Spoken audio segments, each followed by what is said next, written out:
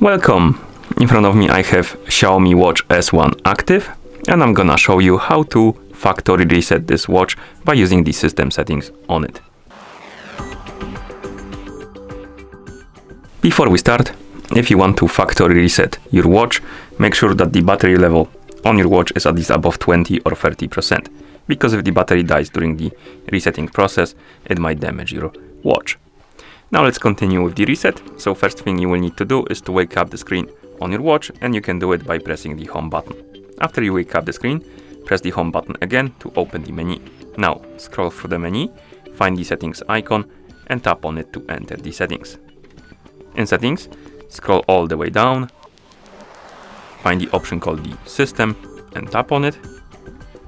And here find the option called reset, select it and then tap on the checkmark to confirm and start the resetting process.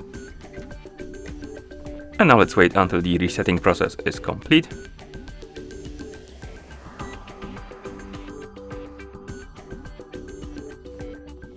And once you see the list of languages on the screen, it means that the factory reset is complete, and that's how you factory reset this watch. Thank you for watching. If you found this video helpful, please consider subscribing to our channel and leaving a like on the video.